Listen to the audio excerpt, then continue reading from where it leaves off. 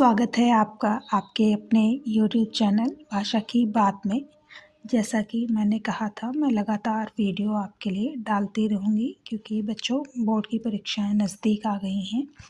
पाठ मनुष्यता ले रही हूँ, जिसके रचयिता मैथिली शरण गुप्त जी हैं। तो मनुष्यता पाठ, मनुष्यता का मतलब तात्पर्य क्या है? मनुष्यता का मतलब होता है ह्यूमैनिटीज़। किसी भी मनुष्य को सिर्फ उसकी योनि के अनुसार मनुष्य नहीं कहते। जब वो व्यक्ति मनुष्यता के कुछ कार्य करता है, परोपकार की भावना जिसके अंदर होती है, उसी को हम मनुष्य कहते हैं। तो कवि ने भी उसी को मनुष्य माना है। आइए देखते हैं कविता। ये आपको जो लिखा हुआ दिखाई दे रहा है, ये बच्चों को पढ़ाती हूँ तो वो लिख लेते हैं उनकी मीनिंग्स।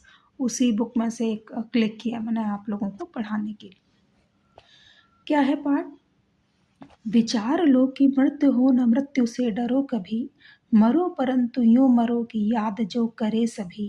हुई न यूं सुमृत्यु तो वृथा मरे वृथा जिए, मरा नहीं वही कि जो जिया न आपके लिए। वही पशु प्रवृत्ति है कि आप ही चरे, वही मनुष्य है कि जो मनुष्य के लिए मरे। विचार लो। कवि क्या कह रहे हैं कि हम सबको विचारना चाहिए, हम सबको सोचना चाहिए कि हम सब क्या है? मर्त। मर्त शब्द का मतलब क्या है? हम सब मरणशील हैं। अगर हमारा जन्म हुआ है तो मृत्यु होना निश्चित है, तो हमें मृत्यु से नहीं डरना चाहिए। पहली लाइन का मतलब ये, मरो परंतु यूं मरो कि याद जो करे। कह रहे हमारी मृत्यु ऐसी मृत्यु होनी चाहिए कि हमारे जाने के बाद लोग हमें याद करें। जैसे बड़े बड़े लीडर, जैसे कर्ण का जिक्र भी आएगा, ऐसे लोग जो हैं उनको हम याद करते रहते, इतिहास में स्वर्ण अक्षरों से उनके नाम लिखे जाते। इसीलिए इस लाइन का मतलब यही है कि मरो इस प्रकार से मरो कि हम दुनिया के लिए, लोगों के लिए कुछ काम करके जाए तो लोग हमें इज्जत से याद करें। अब क्या? हुई न यूं सुमृत्यु तो वृथा मरे वृथा जिए। सुमृत्यु, यहाँ हुई ना सुमृत्यु का मतलब क्या है? ऐसी मृत्यु जो लोगों के काम आ सके, उपकार की भावना जिसके अंदर। कह रहे हमारी अगर अच्छी मृत्यु नहीं हुई, उपकारी मृत्यु नहीं हुई तो वृथा मरे। वृथा मतलब बेकार में हमने जन्म लिया और बेकार में ही हम मर गए। वृथा मरे मतलब बेकार में मर गए, बेकार में ही हम इस संसार में जन्म लेकर के यहाँ जी करके चले गए। आगे बढ़ते हैं। मरा नहीं वही कि जो जिया ना आपके लिए, मतलब क्या है? मरा नहीं वही कि जो जिया ना आपके लिए। मरा नहीं वही मतलब क्या है? कि वह व्यक्ति बिल्कुल भी जीवन उसका नहीं है, या जीवित व्यक्ति के समान नहीं है जो दूसरों के लिए नहीं मरता। वही पशु प्रवृत्ति है कि आपको पशु क्या करते हैं? उनको तो इतना नॉलेज नहीं होती पशुओं में। ठीक है, चिड़ियों को तो आपने देखा है, वो एक एक दाना लेकर के आती है, अपने बच्चों को चुगवाती है। लेकिन पशुओं में ये प्रवृत्ति नहीं है, वो मुंह में कुछ भर के लाएंगे और अपने बच्चों को खिलाएंगे। तो इसीलिए कवि ने यहाँ पशु प्रवृत्ति ली है। कह रहे पशु जो होते हैं वो सिर्फ अपने अपने हिस्से का जाते हैं, चारागाह में चर करके आ जाते हैं। चर के मतलब अपना भोजन जो भी वो खाते हैं, भूसा खाते हैं, दाना खाते हैं या घास खाते हैं, अपने अपने हिस्से का चर के आ जाते हैं, लेकिन वो किसी के लिए लेकर नहीं आते। कह रहे वही मनुष्य है कि जो मनुष्य के लिए।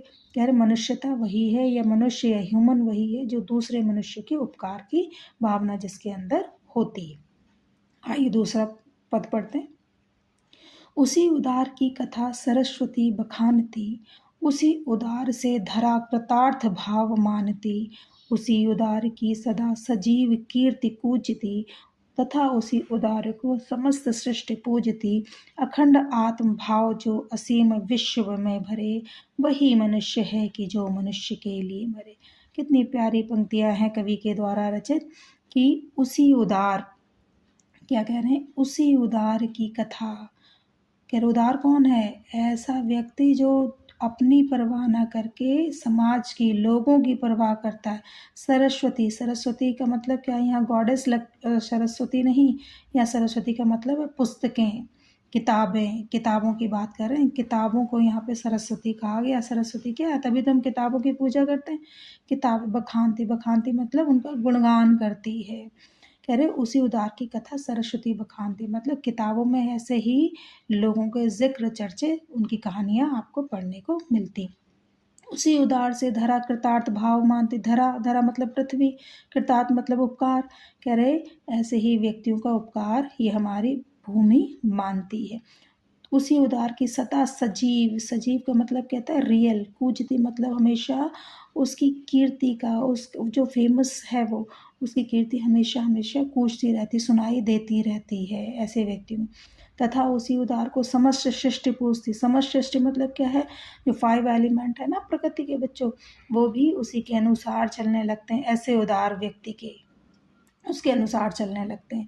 अखंड आत्मभाव, अखंड मतलब होता है जो तोड़ा ना जा सके। करे अखंड आत्मभाव जो असीम विश्व में भरे, पूरे संसार में जो अखंडता का भाव बढ़ते हैं। हमारा एक जो भारतीय हम तो एक स्लोगन गया ना, वसुधैव कुटुंबकम, सारा विश्व एक परिवार है, असीम विश्व। तो हमें कवि ने भी, मैथिली शरण गुप्त में भी असीम भाव की यहाँ पे चर्चा की है, वर्णन की। वही मनुष्य है कि जो मनुष्य के लिए मरे, और क्या कह रहे हैं, मनुष्य वही है जो मनुष्यता के लिए मरता है। तीसरी पंक्ति देखते हैं। शुद्धार्थ रंतिदेव ने दिया करस्त थाल भी, तथा दधीच ने दिया परार्थ अस्तिजाल भी। उसी नर चितीश ने सुमास दान भी किया, सहर्षवीर कर्ण ने शरीर चर्म भी दिया। अनित्य देह के लिए अनादि जीव क्या डरे, वही मनुष्य है कि जो मनुष्य के लिए मरे। क्या कह रहे, शुद्धार्थ रंतिदेव। शुद्धार्थ रंतिदेव क्या है, यहाँ रंतिदेव का जिक्र आया। रंतिदेव शुद्धार्थ, शुद्धार्थ मतलब होता है भूख, भूख से व्याकुल, भूख से परेशान, भूख से व्याकुल या परेशान, ठीक है। तो भूख से परेशान रंतिदेव, रंतिदेव राजा का नाम। रंतिदेव ने अब उनके हाथ में जो करस, करस मतलब हाथों में जो भोजन से भरा हुआ जो थाल था, वो भी उन्होंने दान में दे दिया, है ना। बहुत हफ्तों से भूखे थे वो रंतिदेव और उनकी फैमिली, लेकिन जब कोई बैगिंग करने आया, भिखारी आए, तो उन्होंने 1 मिनट भी बिना सोचे हुए दान में दे दिया थाल। तथा दधीच ने, दधीच कौन है, दधीच ऐसे ऋषि थे जिन्होंने दूसरों के उपकार करने के लिए अपने शरीर को ही दान कर दिया। अस्थि जाल भी जिन्होंने दान में कर दिया। अस्थि जाल का मतलब क्या है, शरीर का दान करना, हड्डियों तक का दान कर दिया। ये स्टोरीज़ कभी बताऊंगी जब आप लोगों के 10th के सारे चैप्टर हो जाएंगे, फिर इनकी स्टोरीज़ मैं डाला करूंगी, जैसे रंतिदेव की या दधीच की। उशीनर क्षितीश, ठीक है। उशीनर नाम के क्षितीश मतलब होता है राजा, क्षितीश शब्द का मतलब होता है राजा। तो उशीनर राजा ने स्वमास दान भी किया। उशीनर राजा ने किसी की, एक कबूतर की रक्षा के लिए अपने शरीर का भी दान कर दिया, इसके लिए भी वो नहीं डरे। आइए आगे बढ़ते हैं। सहर्ष वीर कर्ण ने शरीर चर्म भी दिया। वीर कर्ण के विषय में तो सभी को पता ही होगा कि महाभारत काल में जब कृष्ण को लगा तो उन्होंने कहा कि कर्ण तो जीत जाएगा और अर्जुन हार जाएगा अगर कर्ण के कवच कुंडल उससे लिए नहीं गए। तो इंद्रदेव ब्राह्मण का वेश धारण करके उससे कवच कुंडल ले जाते हैं, और जिससे अगले ही दिन कर्ण मारे जाते हैं। तो लेकिन कर्ण क्या थे, दानवीर कर्ण के नाम से विख्यात थे। तो कर्ण के सामने जो भी बैगिंग करने आता, भले परमात्मा ईश्वर क्यों ना हो, वो दे देते थे जो मांगते थे। जबकि कर्ण को पता था कि उनकी मृत्यु हो जाएगी अगर उन्होंने अपने कवच कुंडल दान दिए, और उन्होंने दे दिए, उन्होंने डरे नहीं। तभी तो यहाँ पे लिखा, अनित्य देह के लिए अनादि जीव क्या डर। क्या है अनित्य देह, ये जो देह है ना, जो शरीर, देह मतलब क्या हो गया, शरीर। तो शरीर है, डेली डेली डेली डेली धीरे धीरे धीरे धीरे किसकी ओर बढ़ रहा है, मृत्यु की ओर बढ़ रहा है। कह रहे इसलिए अनादि जीव, जीव किसे कहते हैं, आत्मा। आत्मा को क्या कहा गया, अनादि। अनादि मतलब अनंत से अनंत तक है, इसका कोई और छोर नहीं है, कभी मरती नहीं। कह रहे हम सब क्या है, जीव आत्मा है, हमें डरना ही नहीं चाहिए, क्योंकि ये तो शरीर जो है यही मरेगा, आत्मा कभी नहीं मरती। अब क्या कह रहे, वही मनुष्य है कि जो मनुष्य के लिए। बार बार इस पंक्ति का तात्पर्य कहने का क्या मतलब है, मनुष्यता की ओर बखान कर रहे कि वही मनुष्य की है, मनुष्य के लिए जो मरता है। आइए नेक्स्ट पंक्तियां पढ़ते हैं। विरुद्धवाद बुद्ध का दया प्रभाव में बहा, विनीत लोक वर्ग क्या न सामने झुका रहा। आह वही उदार है परोपकार जो करे, वही मनुष्य है कि जो मनुष्य के लिए मरे। विरुद्धवाद बहा, ये लॉर्ड बुद्धा की भी स्टोरीज बाद में कभी बताऊंगी। विरुद्ध बात, भगवान जो बुद्ध थे वो बिल्कुल विपरीत चले अपने समाज के, क्योंकि राजा के पुत्र थे, शुद्धोधना के पुत्र थे, सिद्धार्थ जिनका नाम था बचपन का। लेकिन उन्होंने समाज में जब देखा सब धीरे धीरे जब खत्म ही हो रहा है, तो उन्होंने अपना ट्रैक चेंज कर लिया और समाज से हट करके ब्रह्मचर्य का पालन किया, और उनको पदवी किसकी मिल गई? ईश्वर की, बुद्ध की।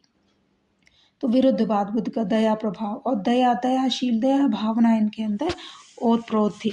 अब विनीत लोक वर्ग कह रहे, विनीत लोक वर्ग कह रहे, हाथ जोड़कर सारा संसार क्या उनके आगे झुककर खड़ा नहीं रहा? ये तो सब देखने वाली बात है, ये तो सबने देखा ही है। अब कहते आह वही उदार है परोपकार जो करे, आह देखो एक्सक्लेमेटरी साइन यहाँ पे दिया हो ना, विस्मय आदि बोधक चिन्ह। आह वही उदार है परोपकार जो करे, विस्मय से कह रहे आह वही उदार है जो परोपकार करे, वही व्यक्ति बहुत अच्छा है जो परोपकार की भावना, जिसमें उपकार की भावना, दया की भावना होती।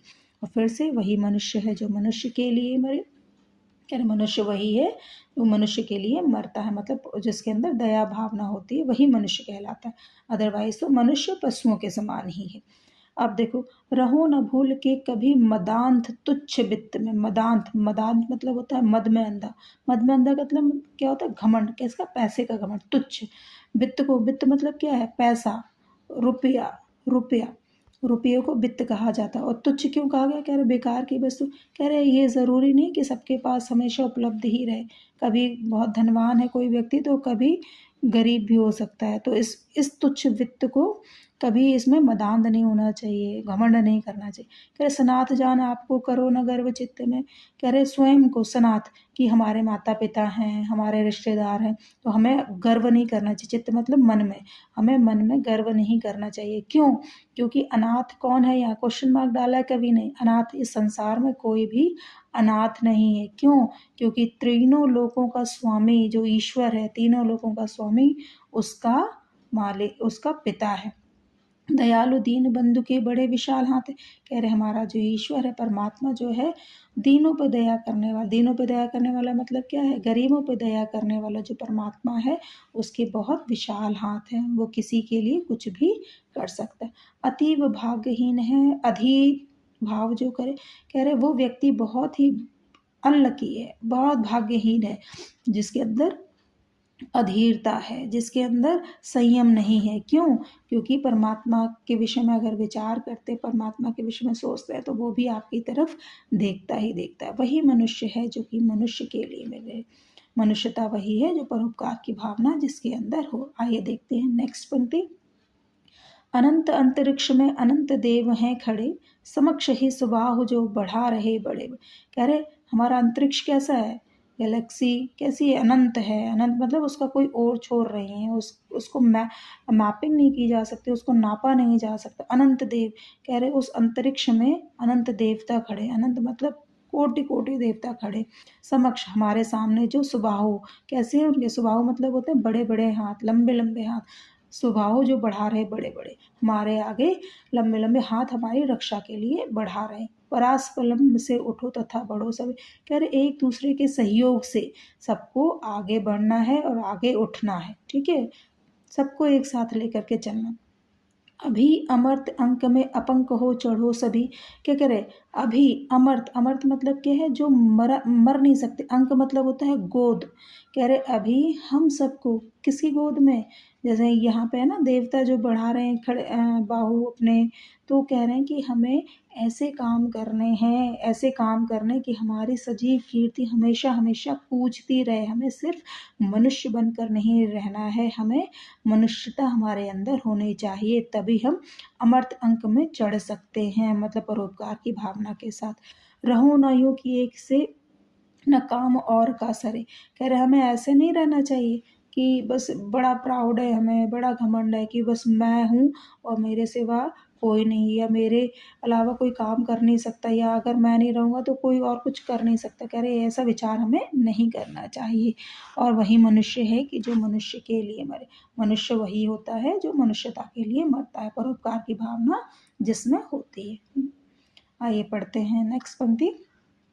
मनुष्य मात्र बंधु है यही बड़ा विवेक है, पुराण पुरुष स्वयं वो पिता प्रसिद्ध एक है, फलानुसार कर्म के अवश्य भाव भेद है, परंतु अंतरक्त में प्राण भूति वेद है। अनर्थ है कि बंधु ही न बंधु की व्यथा हरे, वही मनुष्य है कि जो मनुष्य के लिए मरे। कह रहे मनुष्य मात्र बंधु है। बंधु मतलब क्या है? भाई, भाई बंधु है ना, भाई बंधु, यही बड़ा विवेक है। कह रहे चलो ये तो लोगों को समझ आता है कि हम सब आपस में भाई बंधु हैं, ये बड़े विवेक की, बड़े ज्ञान की बात है। अब क्या कहते हैं? पुराण पुरुष स्वयंभू पिता प्रसिद्ध।